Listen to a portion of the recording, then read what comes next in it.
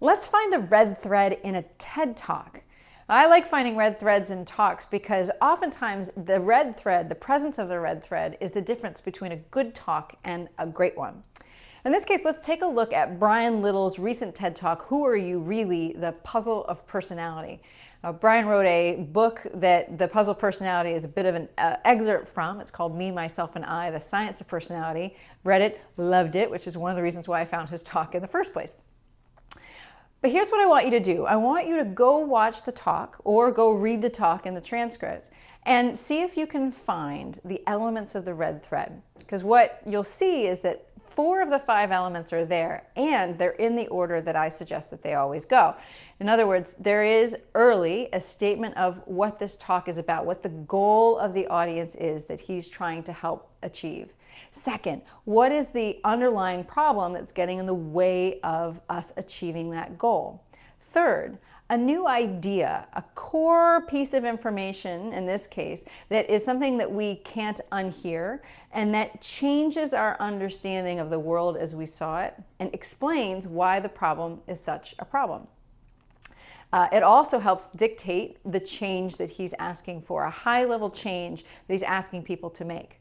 Now, consistent with a lot of TED Talks, there isn't a detailed explanation of the 5th piece, which are additional actions you can take, mostly because it's time-bound, and really what he's doing is introducing this new idea up front, which means he wisely decided to use his time making the case for that rather than in giving you the how-to instructions to put the change in place. So go watch the talk, come back, or go pretend that you did, and we'll break it down.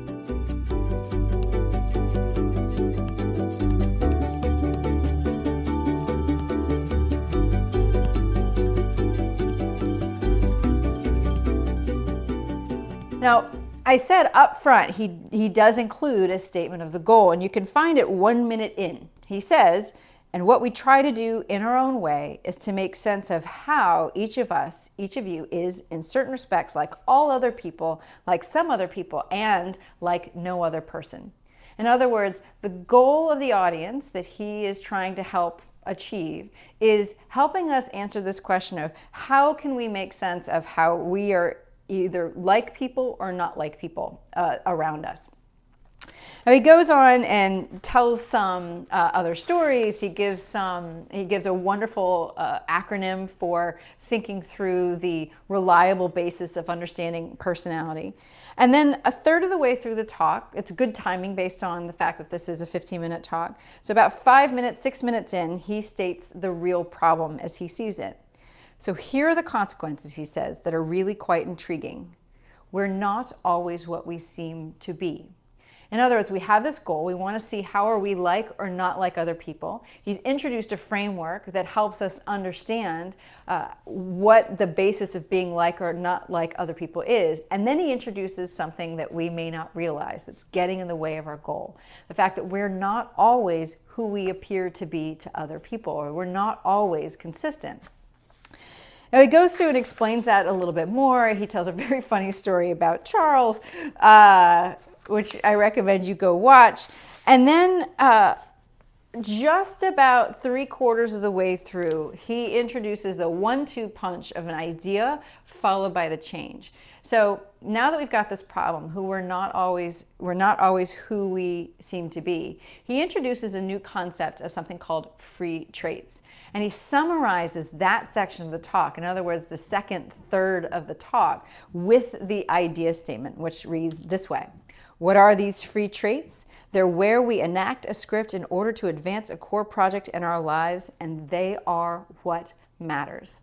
In other words, he's saying right in the middle of that talk, 2/3 of the way through the talk, 1/3 articulating the problem, 1/3 articulating this new idea, that the thing that we have to understand in order to solve a problem is that even though we're not here who we always appear to be, there's an answer to that. It's something called free traits. In other words, there's certain things about us that are set in stone, but situationally other things change, and those are the free traits. Right after he introduces the idea, he introduces the change. He says, don't ask people what type they are, what kind of person, what personality they are. Ask them, what are your core projects in your life? And he uses that to start this final discussion of what are these core projects, how do they reveal these free traits, and ultimately he's giving us the solution to achieving our goal.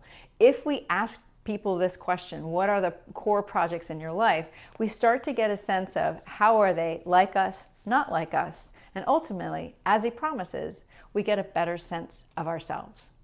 So that's Brian Little's red thread. Did you find it?